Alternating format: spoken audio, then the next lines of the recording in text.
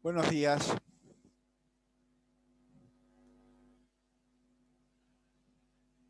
Voy a seguir explicando hoy la última parte del módulo 5, que son los estados de excepcionalidad institucional.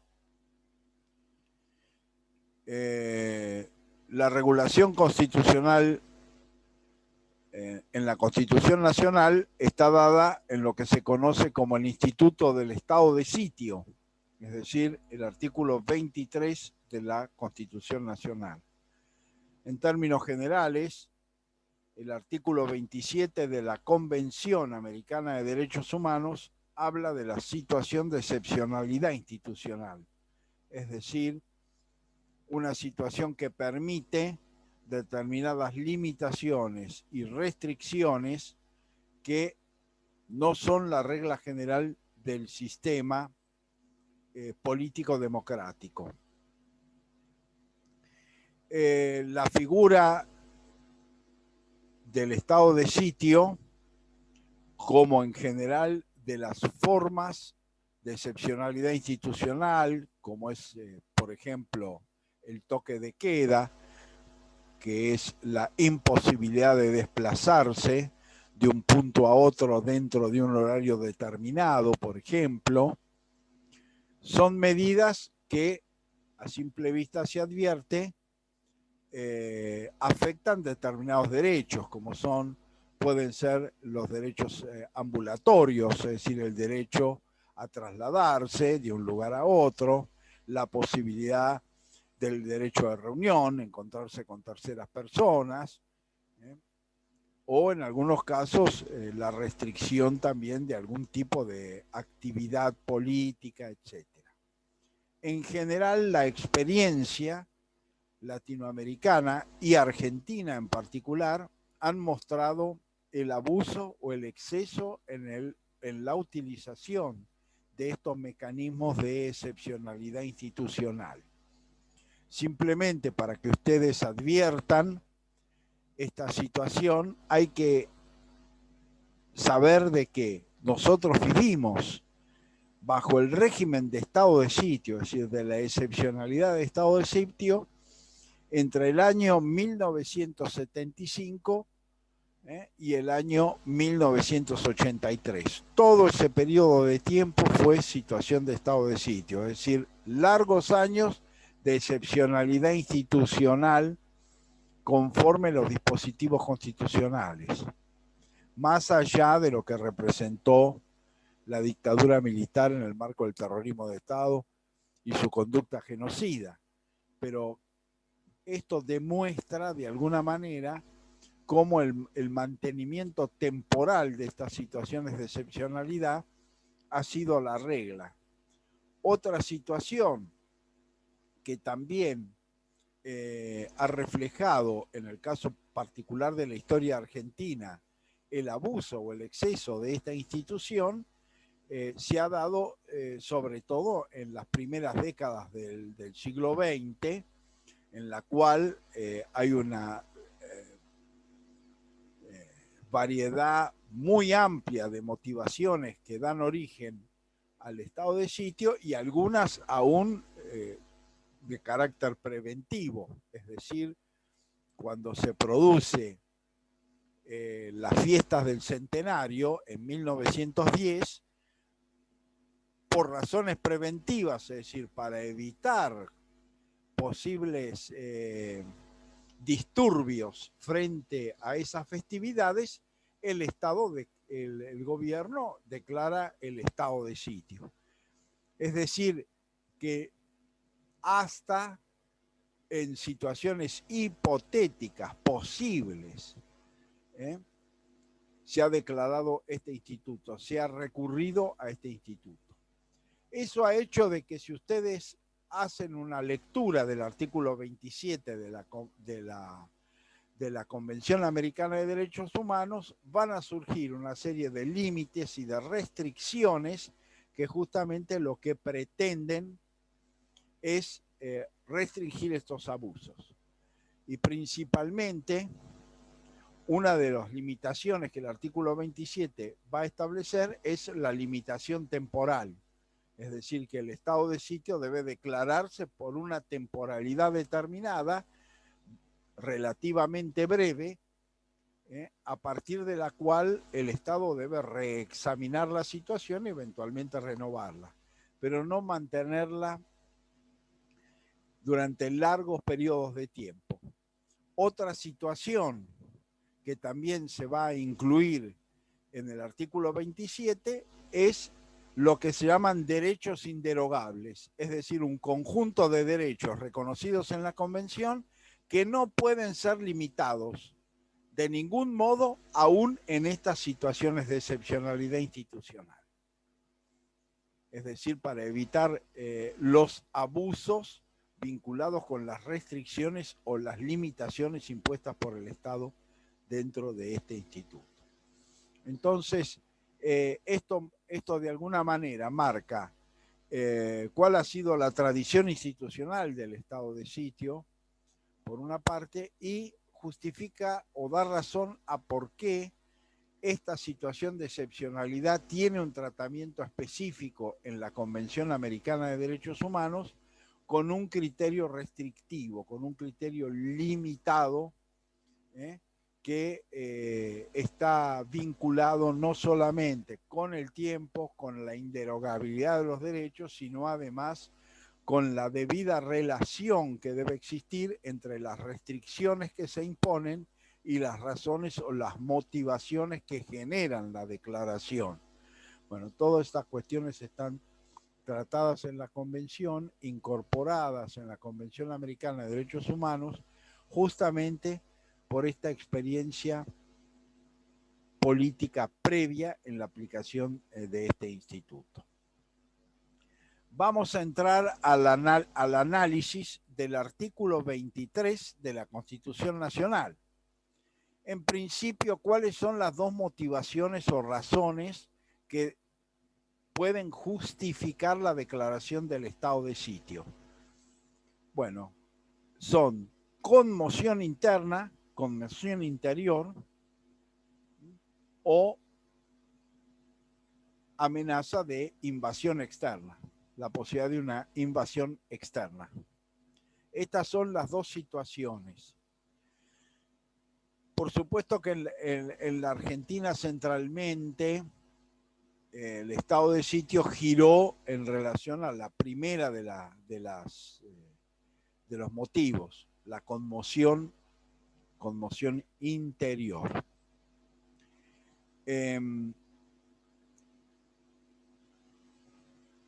¿A quién le corresponde declarar el estado de sitio frente a la conmoción interior?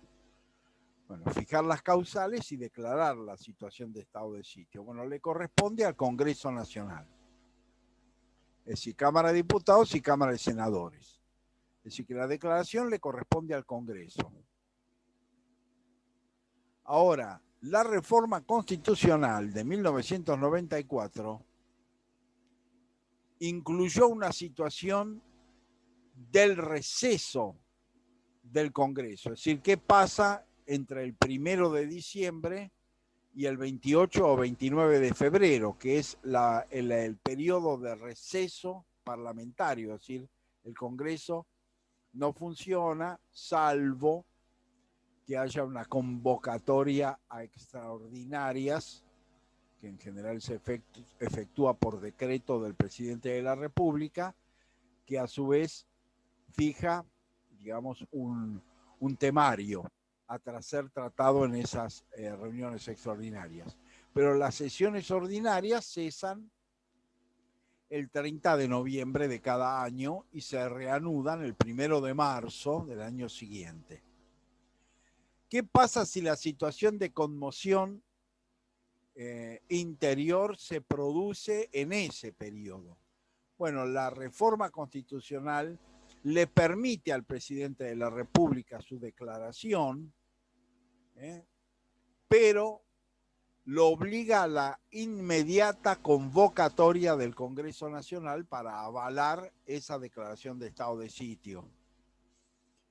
¿Esto por qué se incorpora? Bueno, se incorpora porque uno de los abusos o de los excesos del ejercicio del estado de sitio es que antes de la reforma de 1994, el periodo de receso de sesiones ordinarias del Congreso era de 6 meses. Es decir, las sesiones terminaban el 30 de septiembre y se reanudaban el 1 de mayo del año siguiente. Entonces, ¿qué pasaba? El presidente de la República, ante la inexistencia de sesiones del Congreso, podía dictar motu propio el estado de sitio por situación de conmoción interior y mantenerla durante los meses de receso, sin ningún tipo de examen por parte del Congreso. Bueno, esto se pretende justamente evitar a través de la necesaria convocatoria presidencial al Congreso Nacional para el tratamiento de la declaración de estado de sitio. Entonces, esto va marcando también una situación en la cual justamente una de las consecuencias que se han generado a partir de la reforma de 1994, bueno, ha sido el hecho de que la recurrencia al estado de sitio ha sido excepcional y principalmente a partir de la reforma de 1994, durante la etapa de la crisis de diciembre del 2001, durante la presidencia de Fernando de la Rúa, en el periodo previo a su renuncia al cargo de presidente de la República, como consecuencia de esa crisis.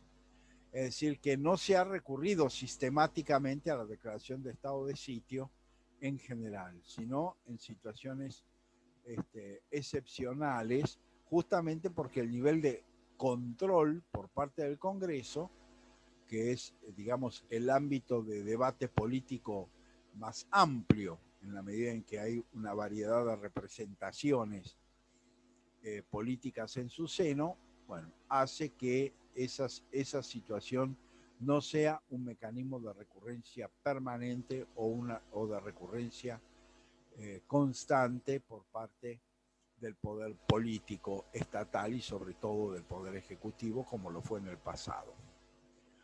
Ahora bien, ¿quién determina las razones de la conmoción interior? Bueno, es el propio órgano que lo declara. Es decir, que la evaluación de las motivaciones que pueden ser calificadas como conmoción interior le corresponden al órgano declarante, en el caso de conmoción interna, al Congreso de la Nación. La Corte Suprema de Justicia de la Nación ha sostenido de un modo constante el principio de que los motivos de declaración del estado de sitio por conmoción interior, por ejemplo, son cuestiones políticas no justiciables, es decir, que no pueden ser sometidas al conocimiento de la justicia. Este principio fue un principio clásico, tradicional de la jurisprudencia de la Corte, es decir, hay dos instituciones que generaron el principio de aplicación de cuestión política no justiciable, que fue inicialmente intervención federal, que fue el leading case donde aparece la idea de la cuestión política no justiciable. Recuerden ustedes el concepto de control de constitucionalidad y los límites del control de constitucionalidad, entre los cuales está esta idea de cuestión política no justiciable, y luego el estado de sitio.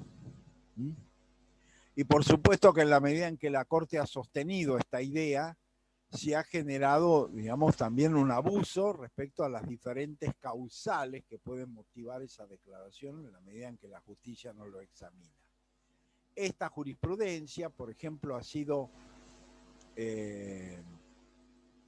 criticada por Germán Vidal Campos, que sostiene que en la medida en que la Constitución fija una condición para la declaración, es decir, conmoción interna o invasión exterior, evidentemente está habilitando la posibilidad de que el órgano jurisdiccional lo examine y que en realidad las cuestiones políticas estarían dadas en relación a las atribuciones que en forma incondicionada la Constitución le otorga a los poderes políticos, por ejemplo, al Poder Ejecutivo, la posibilidad de declarar la guerra. Es decir, el artículo habla, el presidente puede declarar la guerra, por lo tanto, no le fija ninguna condición o requisito constitucional para su declaración. En cambio, Germán Vidal Campos va a decir que en el caso del estado de sitio hay una condición o requisito, que es esta: conmoción interior o invasión externa. Y por lo tanto, el Poder Judicial podría o debería examinar si se da este requisito o si este requisito efectivamente se cumple para la declaración de estado de sitio. Tradicionalmente, la jurisprudencia de la Corte es adversa y se renovó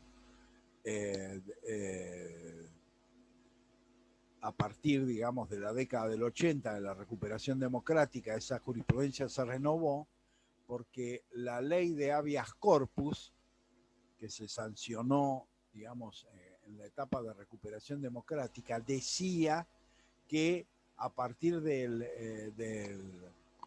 la figura del habeas corpus se podía examinar las causales por las cuales se declaró el estado de sitio. Y la Corte Suprema reafirmó la idea de que era una cuestión política no justiciable. Por supuesto que esto, tanto en tema de intervención federal como de estado de sitio, ha generado abusos de diverso calibre, que en el caso de la intervención federal, si bien está regulada para el sostenimiento de las autoridades constituidas en la provincia, la realidad es que durante el siglo XX se utilizó para desplazar esas autoridades y reemplazarlas. Entonces se desnaturalizó el fin y objeto de la intervención federal, que en el siglo XIX tenía la idea de garantizar la paz interior y por lo tanto reponer en sus funciones a aquellos funcionarios provinciales que estuvieran afectados por situaciones de violencia, y sobre todo por el fenómeno del levantamiento de los caudillos en las provincias, a partir de 1853 en adelante. Bueno, esto en el siglo siguiente se modificó drásticamente y en general el fin y objeto central de la intervención federal es reemplazar a las autoridades existentes por otras, ¿no? Para que tengan ustedes un simple ejemplo histórico, en la década de 1970, es decir, cuando se produce el cambio de gobierno, de la renuncia de Cámpora y la elección de Juan Domingo Perón como presidente de la República, una de las medidas que se adoptó es la intervención federal de aquellas provincias que tenían gobernadores que provenían, digamos, de las fuerzas de izquierda peronistas, sobre todo Córdoba, Buenos Aires, el titular el gobernador de la provincia de Buenos Aires, que terminaban desplazando, pero sobre todo en Mendoza y Córdoba, es donde esto se resolvió a través de intervenciones federales. En la provincia de Buenos Aires renunció el gobernador Videgain y asumió el vicegobernador provincial. Pero esto muestra de alguna manera que esas intervenciones llevaron ese fin. Entonces esa desnaturalización, ¿por qué es posible? Porque no se puede examinar judicialmente los motivos de la intervención federal o los motivos del estado de sitio. Y son dos instituciones que es artículo 23 el estado de sitio y artículo 6 la intervención federal, donde la Constitución fija requisitos, recaudos y objetivos de esas acciones. Bueno, esa declaración de cuestión política no justiciable se ha sostenido en el tiempo, se ha sostenido después de la recuperación democrática en diciembre de 1983 por la Corte, frente a la posibilidad de que la legislación habilitaba ese examen, es decir, cuáles son los motivos que dan origen a la declaración, pero la Corte sostuvo que ese examen le corresponde exclusivamente al órgano habilitado para su dictado. Entonces, frente a la conmoción interior, se fija la atribución del Congreso y se impone la reforma de que en el cese del Congreso puede dictarle al presidente de la República, pero debe convocar al Congreso para ratificar esa declaración. Invasión externa.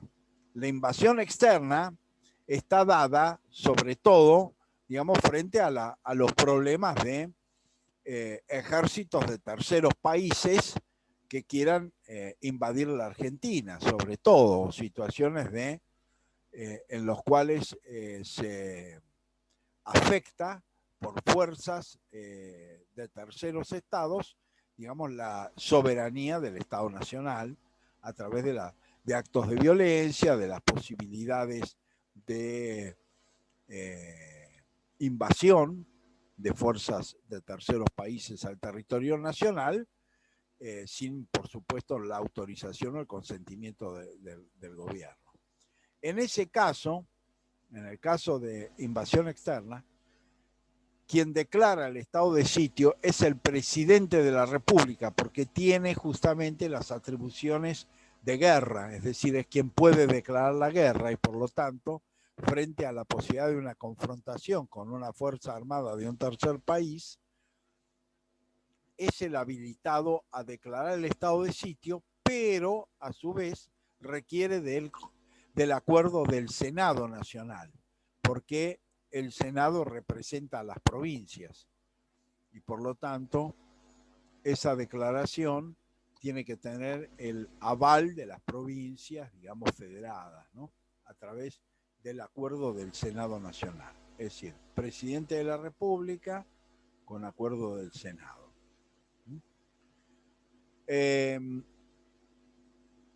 ¿Cuáles son los efectos? Bueno, ¿qué establece la Constitución? Bueno, la Constitución establece que declarado el estado de sitio, el presidente de la República queda habilitado a detener personas y trasladarlas de un punto al otro del territorio nacional y restringir, y la posibilidad de restringirse las garantías constitucionales, dice el artículo 23. Con lo cual, una de las atribuciones es que el presidente puede detener personas, es decir, sin intervención judicial, sin orden judicial, es decir, puede directamente, motus propio, ordenar la detención de una persona y ponerla a disposición del Poder Ejecutivo Nacional en el marco del estado de sitio. Bueno, esta primera atribución ha sido, digamos, regulada por el artículo 27 de la Convención Americana de Derechos Humanos, sosteniendo de que esa detención debe guardar una relación de logicidad entre los motivos alegados para declarar el estado de sitio y las razones por las cuales esa persona es detenida y eventualmente trasladada por el Poder Ejecutivo de un punto al otro del territorio. Es decir, que si el motivo, para ponerlo un ejemplo, bueno, es que fue una situación que se dio durante el gobierno de Alfonsín, por ejemplo, de que hubo una serie de amenazas de bomba en escuelas, por ejemplo, y entonces se declaró por el gobierno el estado de sitio, la detención debería establecer una relación entre esa motivación, es decir, que se lo presume en principio partícipe o ideólogo de ese proceder para poder detenerlo. Pero yo no puedo ir más allá de las razones o los motivos que dieron origen. Es decir, que no es que una vez que se declaró el estado de sitio por un motivo determinado, después el presidente puede detener a cualquiera por cualquier motivo. Es decir, detenerlo por vagancia o detenerlo por otras razones, en el marco del estado de sitio, que vuelvo a insistir, no lo obliga al presidente de la República a poner a esa persona a disposición de la justicia. Es decir, la puede detener, la pone bajo el sistema de estado de sitio y eventualmente lo puede trasladar de un punto a otro del territorio nacional. Con lo cual la atribución es una atribución seria, de restricción ambulatoria severa. Y por lo tanto, vuelvo a insistir, la Convención está exigiendo de que exista una relación en la motivación del decreto presidencial por lo cual una persona es puesta a disposición del Poder Ejecutivo Nacional dentro del marco del estado de sitio, que vincule a esa persona con los motivos o las razones que dieron origen a la declaración de estado de sitio. Y esta situación, es decir, el vínculo entre la declaración y los motivos de la declaración y los motivos de la detención, sí está habilitado a ser sometido a la evaluación judicial a través del recurso habeas corpus. Es decir, que si yo entiendo de que no existe esa relación, puedo recurrir al órgano jurisdiccional para pedirle la revisión de la medida. Este aspecto, que es el vínculo entre declaración, motivos de la declaración y motivos de la detención, es una cuestión que está sujeta al examen de la justicia. El segundo aspecto es la restricción de las garantías.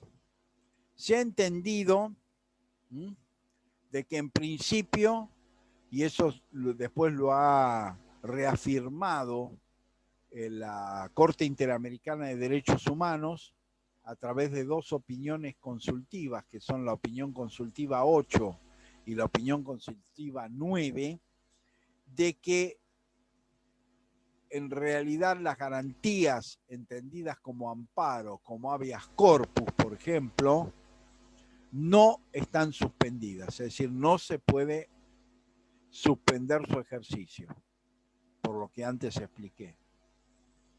Es decir, que el concepto de suspensión de garantías en realidad está dirigido a la suspensión temporaria de determinados derechos. En general, si se declara el estado de sitio, ¿cuál es? Restricción a la libertad ambulatoria, en el sentido de que se establecen horarios dentro de los cuales las personas no pueden circular libremente, por ejemplo, ciertas restricciones al derecho de reunión, que pueden ser a veces generalmente en lugares abiertos, por ejemplo, admitiéndose que sean en lugares cerrados, o eventualmente impidiendo las reuniones en lugares abiertos y en lugares cerrados, por ejemplo. Es decir, el derecho de reunión también es un derecho que se suspende o que se interrumpe, pero vuelvo a insistir, debe haber también una relación, y a su vez el artículo 27 establece que hay determinados derechos que son inderogables, como son los derechos, por ejemplo, se enumeran los derechos políticos, el derecho a la libre expresión, no pueden ser sujetos a restricción de ninguna naturaleza. Es decir, hay una serie de derechos que no pueden suspenderse por motivo alguno. Entonces, esto también restringe la capacidad del Estado en qué derecho suspender y en qué medida hacerlo. Pero se ha exigido esa situación, es decir, por un lado hay derechos inderogables y por el otro debe haber una relación entre los motivos que se alegan para la declaración de estado de sitio y los derechos que en definitiva se afectan. A su vez, para que dentro del sistema interamericano de protección el Estado pueda alegar el estado de sitio o la situación de excepcionalidad institucional como una limitación legítima de los derechos reconocidos en la Convención, debe haber denunciado esta situación, es decir, la declaración de estado de sitio, ante el secretario general de la OEA. Es decir, que si el Estado no denuncia ante el sistema interamericano la declaración de estado de sitio dentro de su orden interno, evidentemente luego, frente a presuntas violaciones, no va a poder alegar esa situación de excepcionalidad institucional.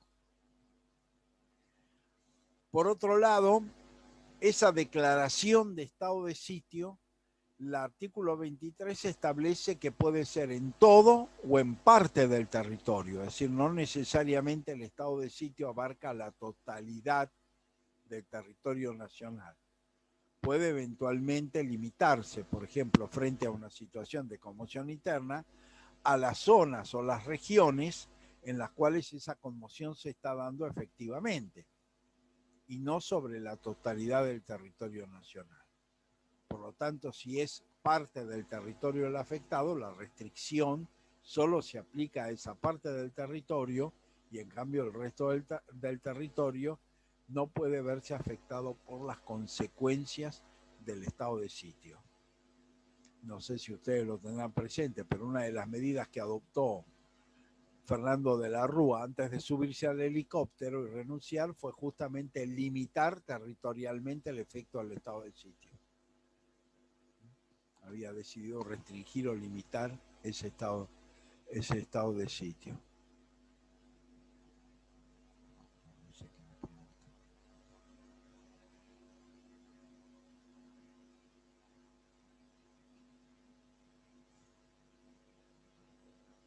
Para el obtener en Tucumán no hubo estado de sitio específico. Bueno, no, acá me preguntan sobre el estado de sitio. Cuando se produce el operativo Independencia, ya está declarado el estado de sitio con carácter general. Como lo expliqué, en 1975, durante la presidencia de María Estela Martínez de Perón y después de los llamados decretos de aniquilamiento, de la subversión, se va a declarar el estado de sitio en todo el territorio nacional, incluyendo Tucumán, y esa declaración de estado de sitio se va a extender hasta el 28 de septiembre de 1983. ¿Por qué? Porque en octubre se van a llevar adelante las elecciones. Entonces se entiende que las elecciones generales no se podían llevar adelante en una situación de excepcionalidad institucional. Es decir, era una cuestión paradójica de que la gente fuese a votar y eventualmente el presidente de la República ordenara la detención de determinados votantes con la vigencia del estado de sitio. Es una cuestión absurda. Es decir, por eso se levanta a fines de septiembre del 83. Ya en ese periodo había estado de sitio en territorio nacional. Y a partir de los llamados decretos de aniquilamiento que se suscriben en el 74, es decir, una vez que María Estela Martínez de Perón, es decir, posterior a la muerte de Juan Domingo Perón y la asunción de María Estela Martínez de Perón como presidenta de la República, ya las Fuerzas Armadas podían detener personas, es que justamente no solamente la detención de personas se hacía a través del presidente de la República, sino que lo podía hacer también las Fuerzas Armadas. Entonces ya había ejemplos en que las propias Fuerzas Armadas detenían a una persona y quién sabe la ponían a disposición de la justicia después de una semana o 2 semanas de haberla detenido, lo que suponía que la habían sometido a torturas, etcétera, durante ese periodo porque no había ningún control judicial y los jueces recibían esa información de la detención de 2 semanas antes y guardaban totalmente silencio, iniciaban la causa como si la persona hubiera sido detenida 1 hora antes.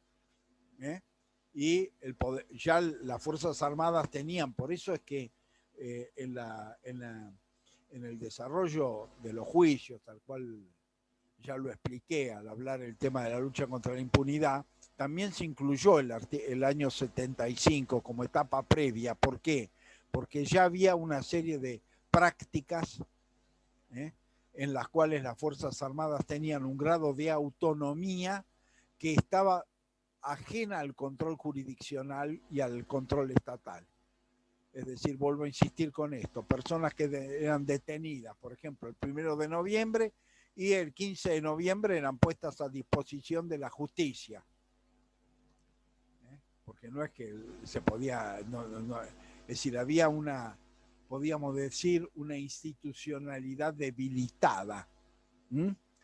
Entonces, los jueces recibían esa información que había sido, pero no se cuestionaban nada, es decir, iniciaban la causa para investigar los hechos, etcétera, etcétera, porque la Fuerza Armada decían, bueno, el tipo confesó o encontramos elementos que participó de este atentado, de esta actividad subversiva, etcétera, y lo llevaban adelante sin cuestionarse en absoluto qué había pasado en esos 15 días con esa persona. No se preguntaban para nada. Y había otros casos en los cuales esa persona era detenida y después de 15 días era dejada en libertad. Decía la Fuerza Armada, no hemos encontrado nada, y lo dejaban en libertad y sin intervención judicial alguna. Por eso cuando se produce el operativo Independencia, ya el poder militar va creciendo en arbitrariedad y ausencia de control estatal. Por eso se establece ahí que hay como un interreño entre lo que fue luego la dictadura militar o la profundización de esas metodologías ilegales a lo que sucedió en el periodo previo, en los cuales ya las Fuerzas Armadas estaban adquiriendo un grado de autonomía propio, a partir de la propia autorización estatal. Entonces esa es un poco la situación, ¿no?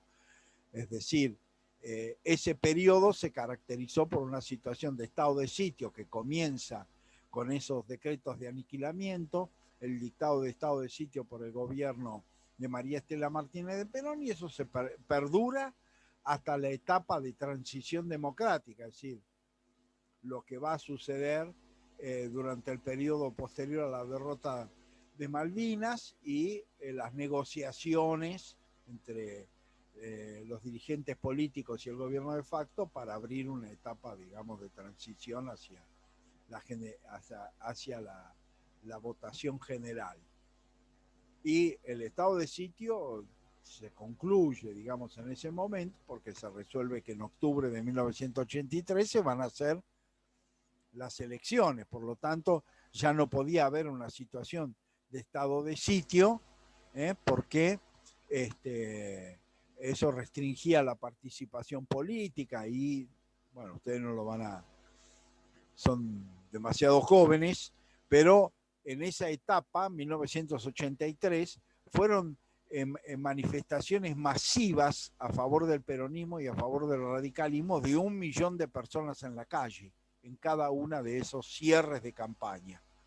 Es decir, que fue una participación social masiva en ese periodo. Entonces todo eso resultaba absolutamente contradictorio si existía la posibilidad de que la autoridad de facto detuviera personas por su sola voluntad dentro del marco del estado de sitio.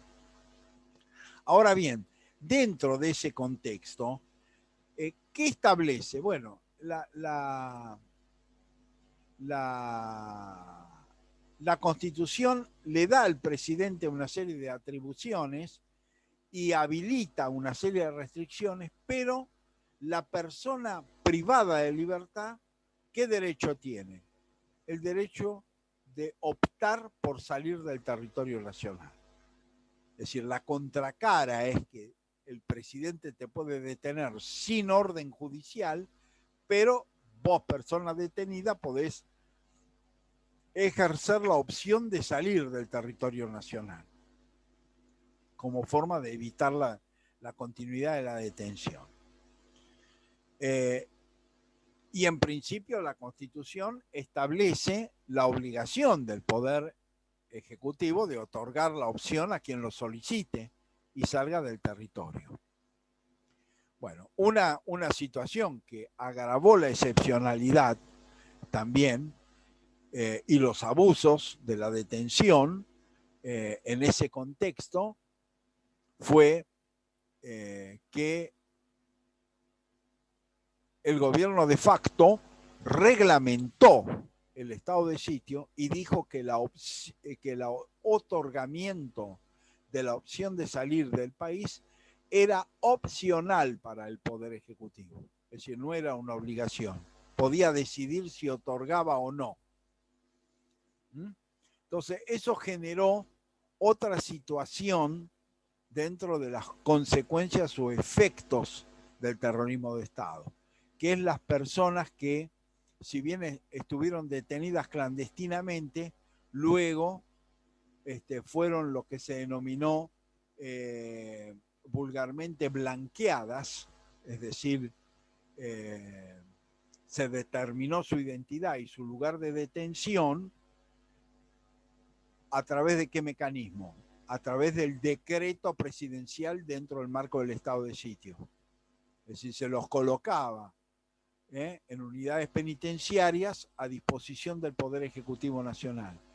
Y como la opción al salir del país se tornó en optativa, entonces se dio otro fenómeno, que hubo personas detenidas en 1975 en la Argentina, en principio, por el marco del estado de sitio, que no obtuvieron la libertad hasta septiembre de 1983, cuando se levantó el estado de sitio, porque no pudieron salir del país. Es decir, que estuvieron detenidas durante 8 años sin proceso. Ese fue otro fenómeno del terrorismo de Estado, y del marco que significaba la aplicación del estado de sitio y la reglamentación del otorgamiento opcional de la opción para salir del territorio nacional. Entonces la lógica constitucional del artículo 23 es que la opción es obligatoria, porque así como al Poder Ejecutivo se le dan atribuciones excepcionales, también se genera una contracara, que es la posibilidad de eludir esa situación excepcional a través de salir del territorio nacional. En principio, la salida del territorio nacional obliga a no retornar. Es decir, por eso fundamentalmente también hubo quienes obtuvieron la opción o quienes lograron durante la dictadura salir del territorio, pero no pudieron retornar hasta después de septiembre de 1983, y cuando el estado de sitio se levantó y se dejó sin efecto. En ese contexto, entonces, la Constitución da esa opción, y esa opción es obligatoria. Si la persona adquiere la obligación de no retornar, pero retorna al territorio nacional, es decir, incumple la obligación. Entonces, bueno, en general se ha discutido si vuelve a ser detenido, es decir, es detectado y vuelto a detener bajo el régimen de estado de sitio, ¿puede volver a ejercer la opción? Bueno, la doctrina constitucional sostiene de que sí, que puede ejercer la opción. Es decir, porque son atribuciones extraordinarias del Poder Ejecutivo que a su vez exigen, digamos, la concesión de esta alternativa como una cuestión obligatoria por parte del Estado. Vuelvo a insistir, durante la dictadura esto se reglamentó y por lo tanto se agravó mucho más las consecuencias del dictado del estado de sitio. No solamente se agravó temporalmente, sino se agravó en el sentido de que quienes fueron incluidos dentro del estado de sitio se mantuvieron presos indefinidamente sin causa durante largos periodos. Es por eso que la Convención Americana de Derechos Humanos obliga a fijar un plazo.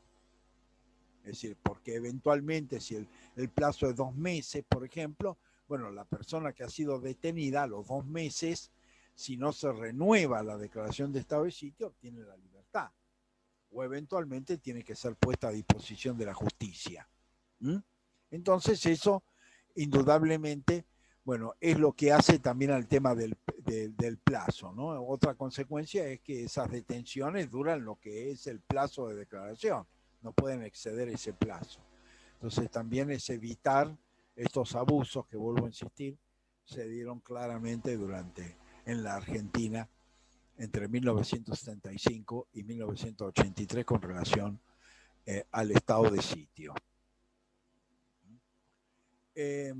Otra cuestión que se ha discutido dentro de este, digamos, dentro de este contexto del estado de sitio, es fundamentalmente el hecho de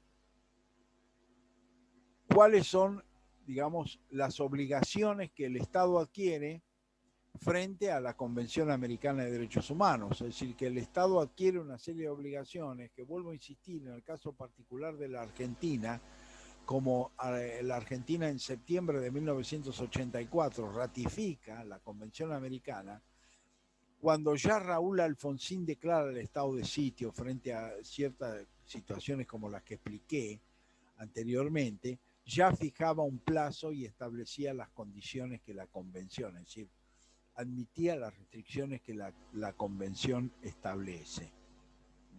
Esto es una cuestión básica y fundamental para morigerar las consecuencias de esta situación excepcional. Por supuesto que el instituto del estado de sitio como tal ya ha sido largamente criticado también por una parte importante de la doctrina constitucional. Uno de los primeros críticos del estado de sitio fue el doctor Carlos Sánchez Viamonte, que en 1931 justamente va a publicar un texto crítico, digamos, al dictado, al estado de sitio y a la posibilidad de declaración del estado de sitio, porque a su vez él mismo va a ser víctima de su declaración, de la declaración de estado de sitio, como consecuencia del golpe militar de 1930. Y va a tener que exiliarse en Montevideo. Ese texto va a ser publicado en la ciudad de Montevideo en 1931. Es decir, ¿por qué?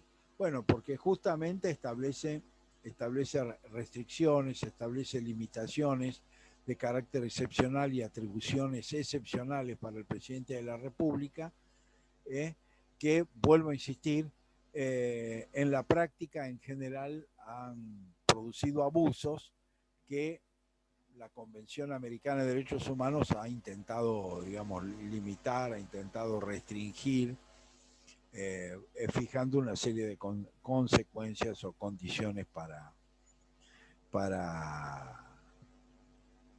su declaración y para su ejecución.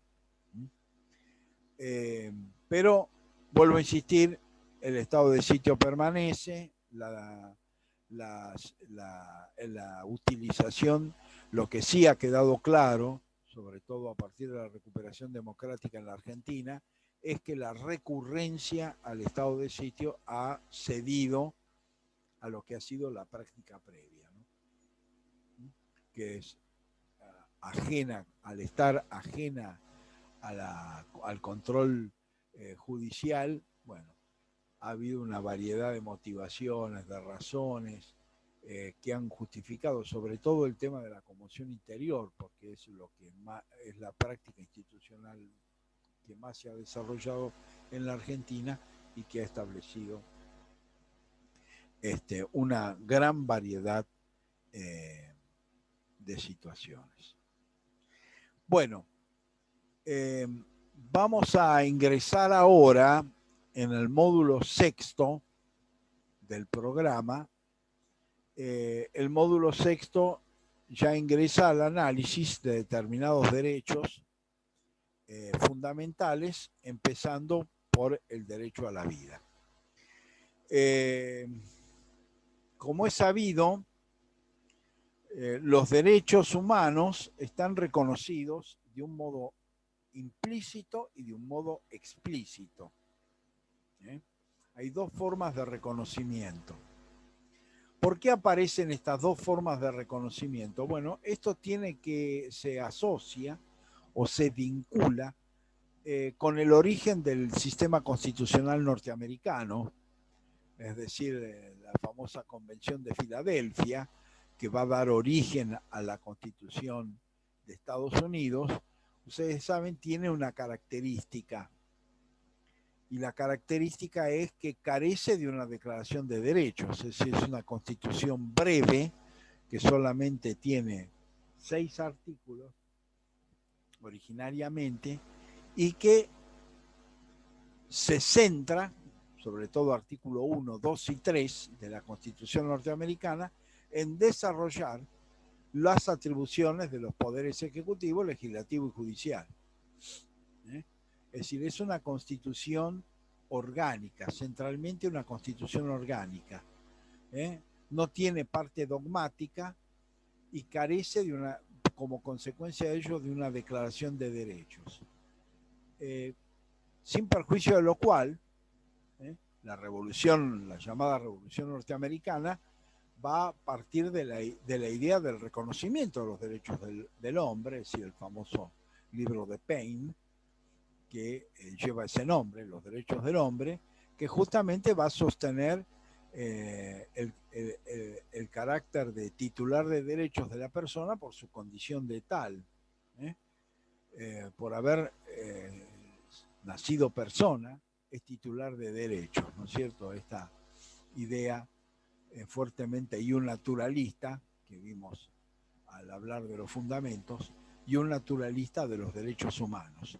Bueno, la Revolución Norteamericana va a plantear con toda claridad este tipo de fundamentación, este criterio de fundamentación. Pero a pesar de eso, la Constitución no habla de derecho alguno. ¿Cuál es el motivo? Bueno, el motivo es que había una confrontación entre federalistas y antifederalistas, es decir, la Convención de Filadelfia estaba dividida entre lo que se conoce como los federalistas, porque eran los que publicaron el texto que se llama El Federalista, es decir, un periódico donde marcaban sus puntos de vista, y los opositores eran, bueno, los antifederalistas. ¿Qué decía Madison?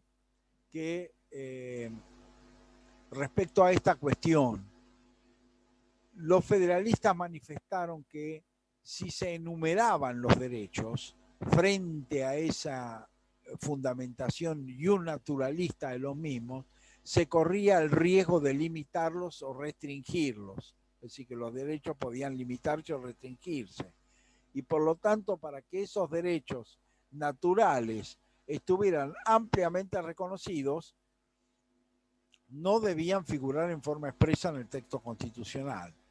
Por otro lado, lo que sostenían los federalistas era que por ningún motivo, ni el artículo primero, ni el 2, ni el 3 de la Constitución habilitaban a los poderes del Estado a violentar esos derechos. Es decir, que no había razón o motivo que justificara su violación. Que eventualmente, si se producía, era una conducta contraria a la Constitución, anticonstitucional. Los antifederalistas, en cambio, sostenían la necesidad de que esos derechos sí se incorporaran en forma expresa, en el texto expreso de la Constitución, como forma de asegurar su vigencia y fomentar, digamos, la defensa de dichos derechos frente al Estado. Triunfa la posición federalista y por lo tanto la enumeración no aparece en el texto constitucional, sin perjuicio de lo cual, 20 años después, se van a producir las primeras 10 enmiendas constitucionales en Estados Unidos que van a incorporar estos derechos. ¿Por qué? Porque la experiencia había demostrado un poco lo que hablamos con la cuestión de un naturalista. Es decir, yo puedo recurrir a un juez para defender mi derecho en la medida en que ese derecho está reconocido en la ley. Pero yo no le puedo ir a un juez a decirle el derecho natural me protege. No me va a hacer nada, va a decir, bueno, y esto es lo que dio última razón a los antifederalistas, ¿no? Es decir, el hecho de que debía haber explícitamente un enunciado. Pero para evitar esta contradicción entre esas enmiendas que se incorporan a la Constitución norteamericana, está el principio de que los derechos enumerados no son negación de otros derechos, que justamente tengan que ver con el sistema político y el orden político establecido por la propia Constitución. Es decir, que hay lo que se llaman, a partir de ese momento, lo que se incluye dentro del artículo 33 de nuestra Constitución Nacional, artículo 33 que se incorpora en la reforma de 1860, en su redacción definitiva, que va a sostener esta idea de que hay derechos enumerados, pero que puede haber otros derechos no enumerados, pero que también están protegidos constitucionalmente. Justamente para no habilitar una interpretación restrictiva, es decir, una interpretación puramente positivista de que solo son derechos los reconocidos expresamente. Por lo tanto, hay derechos humanos, derechos constitucionales reconocidos explícitamente, como son en nuestro caso centralmente el artículo 14 y el artículo 14 bis de la Constitución y el artículo 17 de la Constitución Nacional, que establecen una serie de derechos explícitamente reconocidos, pero a la vez hay un principio, que es el artículo 33 de la Constitución, que establece que esto no es negación de otros derechos que son propios del sistema republicano de gobierno.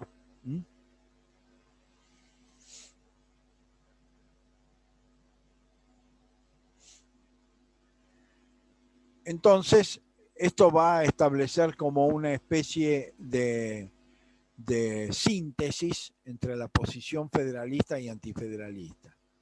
Es decir, para los antifederalistas el avance es la positivización, para los federalistas el reconocimiento de que hay otros derechos, del derecho natural, que no están negados por su no reconocimiento explícito. Entonces, por ejemplo, en el caso particular de la Argentina, un tema que, por supuesto, que a partir del sistema internacional de protección ha adquirido gran trascendencia, es la Constitución Nacional no tiene un artículo que hable del derecho a la vida. Es decir, no dice que se garantiza el derecho a la vida. Es decir, uno lee el artículo 14 de la Constitución, por ejemplo, y no habla del derecho a la vida. Entonces, ¿cómo se resolvió esto? Bueno, la Corte Suprema de Justicia de la Nación determinó que era uno de los derechos implícitamente protegidos por la Constitución. Ahora, ¿cuál es la diferencia entre un derecho implícito y explícito? En el explícito, la norma precisa el derecho, dice cuál es. En el implícito, es tarea de los órganos jurisdiccionales su reconocimiento y sobre todo centralmente de la Corte Suprema de Justicia de la Nación como último intérprete de la Constitución Nacional.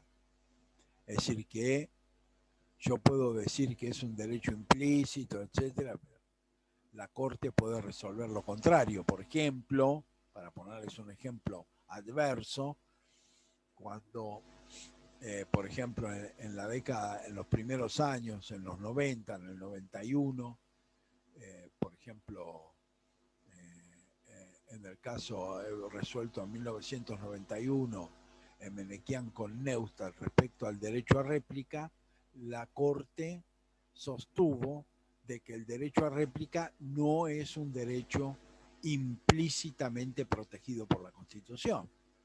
Es decir, resolvió eso, que no era un derecho implícitamente protegido por la Constitución. Con lo cual, eso depende, digamos, del órgano jurisdiccional, que puede decidir que un derecho puede tener protección o no, en forma implícita en la Constitución Nacional.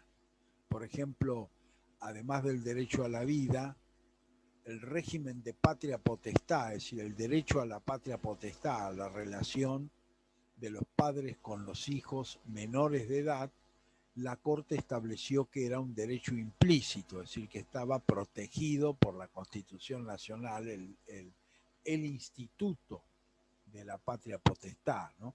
En el marco del derecho a la construcción o a la formación de una familia.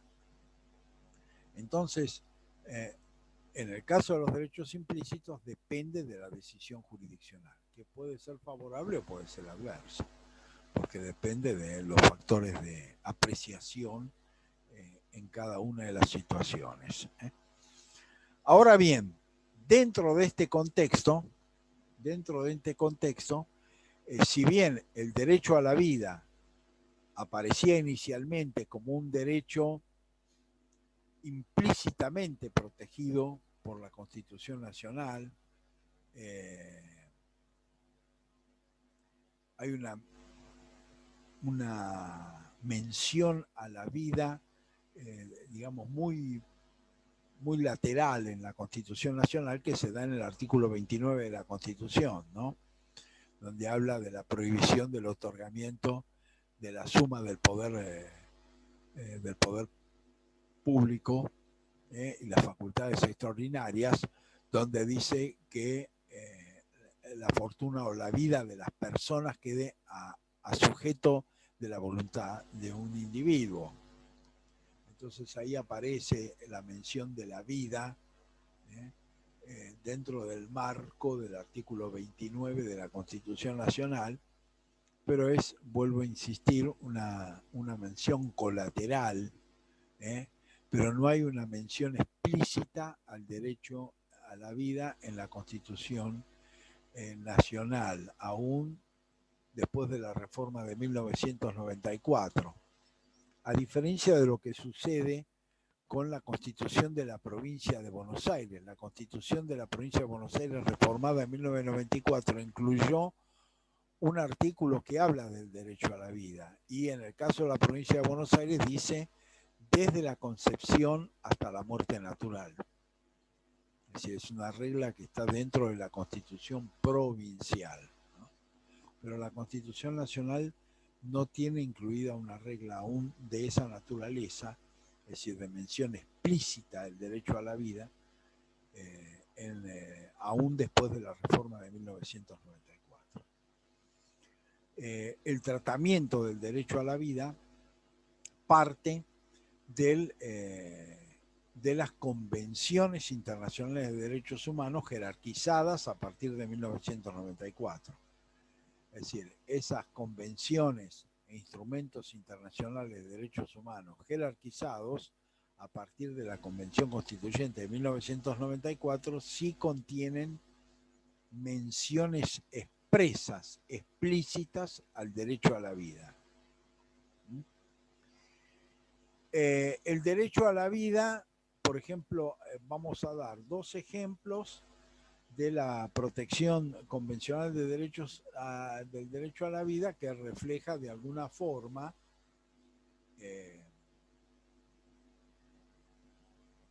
los alcances de la protección del derecho a la vida. El artículo 4 de la Convención Americana de Derechos Humanos fija un principio básico o elemental de protección. Dice, nadie puede ser privado de la vida arbitrariamente. Es decir, que lo fija, es un criterio de protección a la vida frente a la arbitrariedad. Es decir, una protección básica o fundamental del derecho a la vida, además la mención de la protección del derecho a la vida como derecho que no puede ser privado arbitrariamente, va a estar asociado a otra cuestión que trata el artículo 4 de la Convención Americana, que es la pena de muerte. La pena de muerte se tornaría en una forma no arbitraria de pérdida de la vida. Después vamos a ver seguramente en la próxima clase el tratamiento de la pena de muerte en la Convención y el impacto que esto tuvo en el derecho argentino. Eh, por lo tanto, lo primero que va a establecer la Convención Americana de Derechos Humanos es que la protección es frente a la arbitrariedad. Es decir, que nadie puede ser privado de la vida en forma arbitraria. La Convención de Derechos del Niño, en cambio, tiene lo que se llama una protección amplia del derecho a la vida. ¿Por qué? Porque va a decir que ese derecho debe asegurar la subsistencia y el desarrollo del niño. Es decir, que no se trata simplemente de vivir, sino que ese vivir debe asegurar no solamente la subsistencia, es decir, por ejemplo, acceso a la salud, a la educación adecuada, sino también al desarrollo. Es decir, generar condiciones de vida que aseguren la educación, la formación de ese niño y el desarrollo integral de sus capacidades. Entonces el concepto de derecho a la vida adquiere, digamos, otra importancia, que es lo que se ha desarrollado, digamos, conceptualmente como calidad de vida. Es decir, que no se trata de la vida en términos biológicos exclusivamente, sino se trata de una vida desarrollada con determinada calidad, con determinada calidad. Ahora bien, si bien la Convención Americana de Derechos Humanos habla de la prohibición de privación de la vida en forma arbitraria, la jurisprudencia de la Corte Interamericana de Derechos Humanos fue incluyendo lentamente el concepto o relacionando el concepto de vida con el acceso a determinados derechos convencionales y sobre todo derechos de carácter social, cultural, económico. Y por lo tanto, también va a incluir en el derecho a la vida el concepto de calidad de vida, es decir, la posibilidad de acceso a la alimentación, de acceso a la salud, de acceso a la vivienda, por ejemplo, es decir, determinados derechos que se van a considerar que integran el derecho a la vida, es decir, que es un derecho a la vida en determinadas condiciones o rodeado de determinada calidad de la misma. Entonces, este concepto, que si bien es explícito en la Convención de Derechos del Niño, se ha incorporado también interpretativamente en el marco de la jurisprudencia de la Corte Interamericana de Derechos Humanos. Ese punto de vista que fue asociar derecho a la vida con determinado acceso a derechos económicos, sociales y culturales, digamos, hoy por hoy en la jurisprudencia de la Corte se ha ido abandonando en la medida en que la Corte Interamericana ha comenzado a dar operatividad propia al artículo 26 de la Convención. Es decir, que los derechos económicos, sociales y culturales reconocidos en el artículo 26 de la Convención, en la jurisprudencia más reciente, ya la Corte le ha dado autonomía y efectividad propia, sin asociarlo al derecho a la vida. Pero de algún modo esta evolución de la relación entre derecho a la vida y su vinculación con determinados derechos económicos, sociales y culturales, por ejemplo, se ha dado muy fuertemente a partir del año 2000, 2002 creo que es el primer fallo de la Corte Suprema de Justicia de la Nación en adelante, en vincular el derecho a la vida con el derecho a acceso a la salud, es decir, a determinados tratamientos, a determinada medicación, a determinadas prótesis, por ejemplo, en la medida en que se entiende de que en forma aún indirecta si esos tratamientos no se llevan adelante, se corre el riesgo del derecho a la vida. Es decir, que esta evolución también se ha dado en el sistema interamericano, pero también se ha dado en la Corte Suprema de Justicia de la Nación, en los fallos de la Corte Suprema de Justicia de la Nación, en la medida de ir asociando el derecho a la vida con el acceso a determinados derechos económicos, sociales y culturales, y por lo tanto hacer referencia, digamos, a que la vida ya no es simplemente sobrevivencia biológica, sino en determinada calidad o en determinadas condiciones. Y también en su jurisprudencia, la Corte Interamericana de Derechos Humanos ha incorporado el concepto de proyecto de vida. Es decir, que determinadas violaciones a los derechos humanos también pueden tener, digamos, un efecto dañoso en la medida de afectar un proyecto de vida. Entonces, ya no es solamente vida, es calidad de vida, por un lado, es decir, condiciones dignas de vida en términos generales, pero a su vez también vida como proyecto, como proyección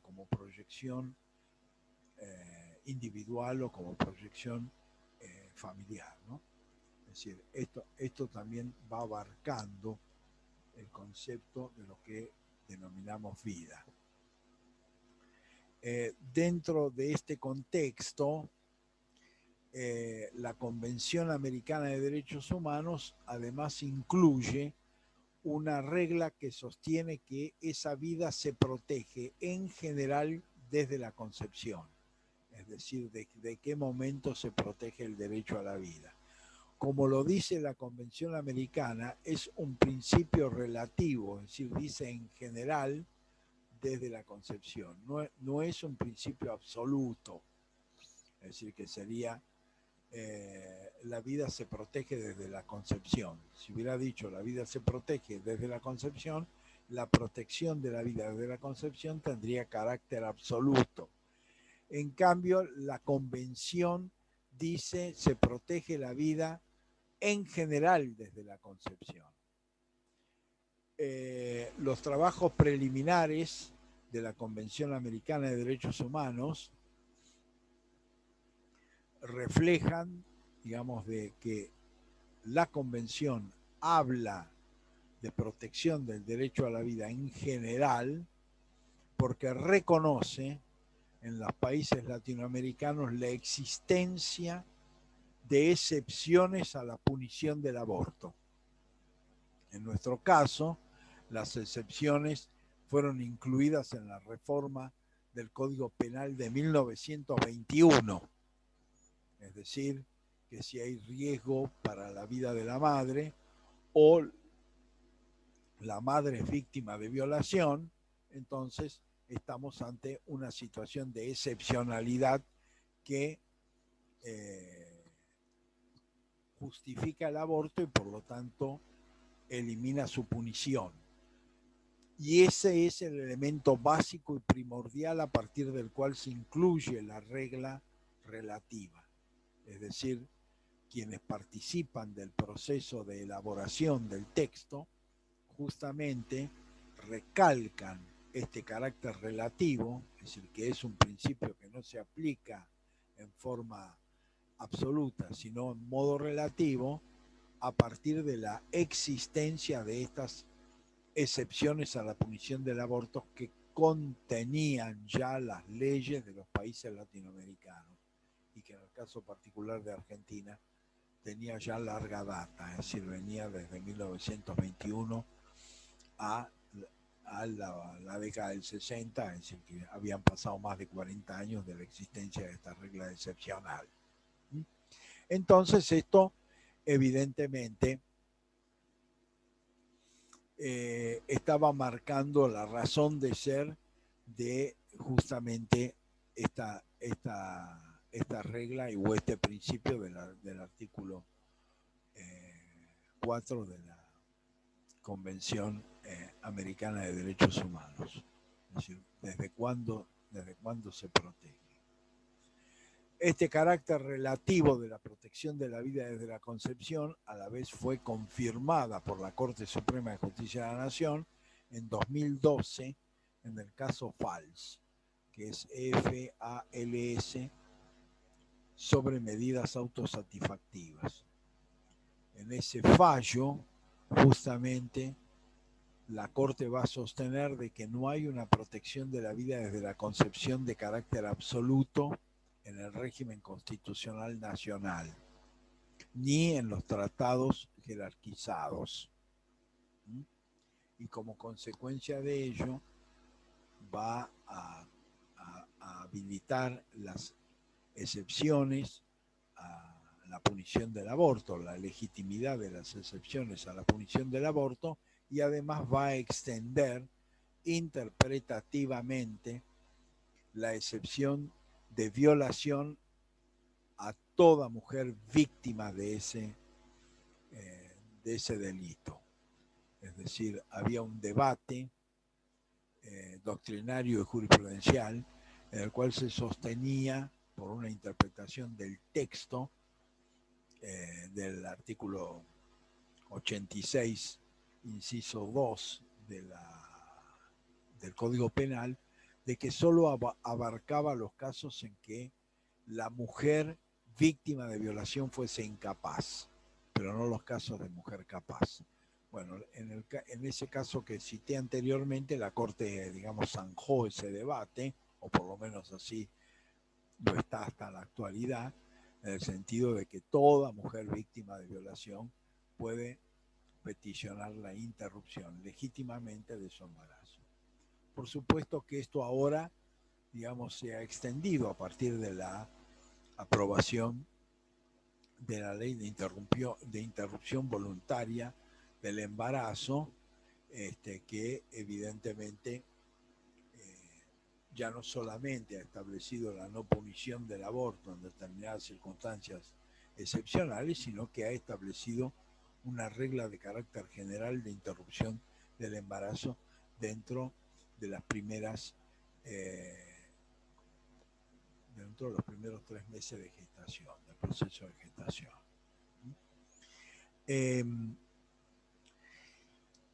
Después vamos a detenernos un poco más en la cuestión de los debates en torno al comienzo y al fin de la vida, porque son temas cruciales donde no solamente está el orden normativo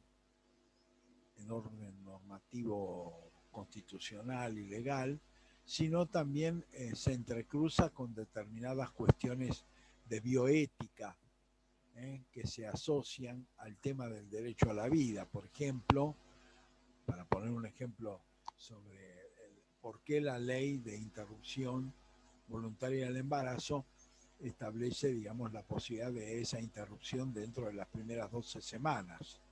Bueno, porque hay un principio por el cual se establece de que es a partir de ese momento que comienza, digamos, el desarrollo neurológico del feto en forma definitiva, y por lo tanto esto implicaría un límite biológico, pero también un límite ético a la interrupción del embarazo, ¿no?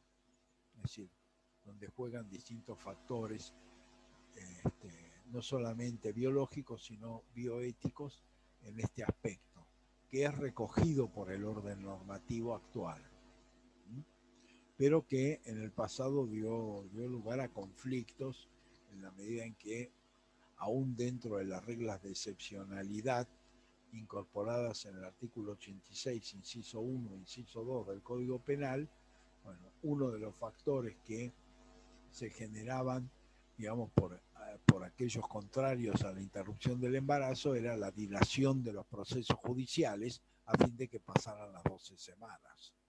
Y por lo tanto luego apareciera una barrera ética aún al cumplimiento de la orden judicial que habilitaba.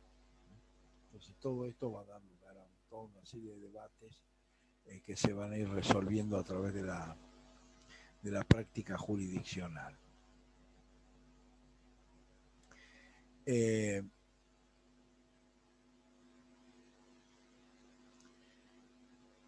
bueno, vamos a dejar acá en la clase de mañana. Vamos a hablar un poco del tema de la muerte y nos vamos a detener en algunos aspectos que están vinculados con el tema del comienzo y la finalización de la vida y las cuestiones bioéticas que se cruzan dentro de este contexto de carácter general. Bueno, nos vemos entonces mañana a las 9:45. Hasta mañana.